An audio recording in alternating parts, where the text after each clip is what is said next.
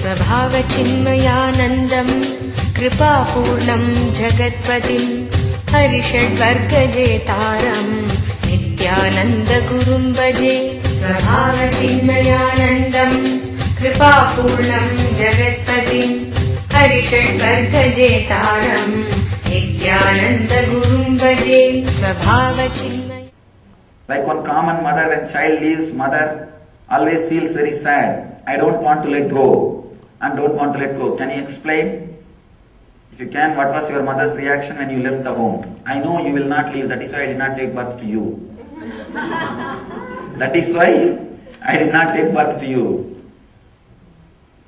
I can say, if mother is too possessive of a child, she will not even give birth.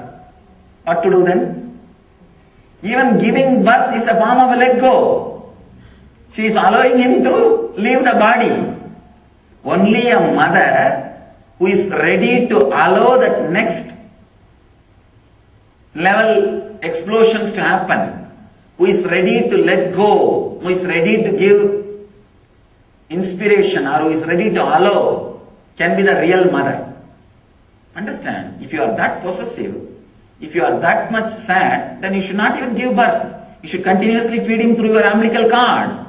The umbilical cord connection should be continuously kept alive. Then carry him continuously. Why are you giving birth? Why are you allowing him to come out? How? Physically, only when you allow him to come out after 9 months, he can grow. Psychologically, after some time, only if you allow him to break from you, he can grow. Physical disconnection is birth, and psychological disconnection is sannyas. Understand? In that case, in that way, I am very fortunate. When I went and told my mother, it was late night. Still I remember, late night, around 11 o'clock. I went to temple and spent some time, and usually that is the time I will come back. When I come back, I had my own key. I'll open and come inside. I used to wear the wooden sandals, so that will create a big noise and wake up the whole house. The house was stone, granite floor. Those days, the Indian houses are all built with granite and teak wood. My grandmother used to say that the house was 300 years old. 300 years, something like a 10, 11 generation they are living in the same house. Of course, huge house. Whenever I enter with that wooden sandals, it will make such a big sound, tatak, tatak, tatak, tatak. Then they will wake up.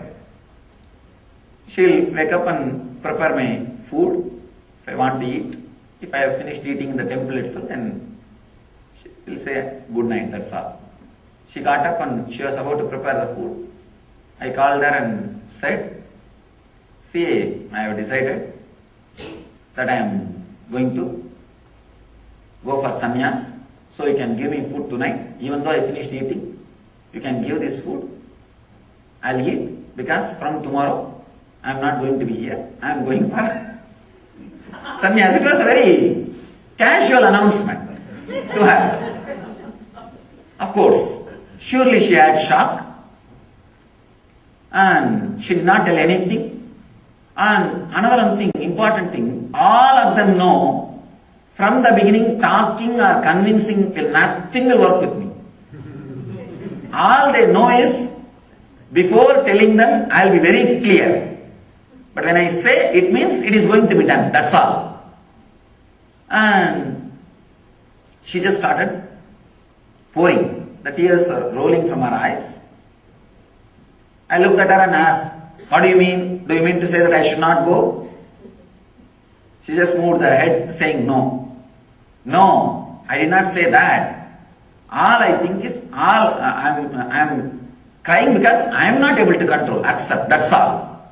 But I can't say you cannot go, because she knows one day it will happen. The beauty is, never said no, not only never said you cannot go. She told my father, he is telling that.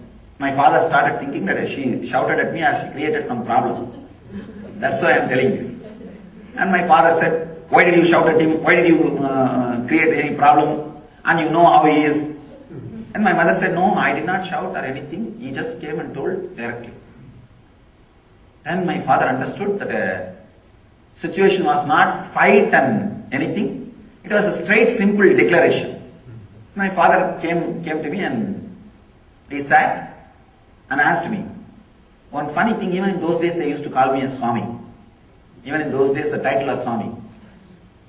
He asked me, what you are telling? I heard that your mother was telling something. I said, yes. And I was not worried or I was not emotional, I was not disturbed or anything. It was a simple conversation. Like a very casually how I used to have a very good relationship with the parents and very deep relationship. And I told him directly, yes, I have decided that I wanted to take sannyas and want to become enlightened.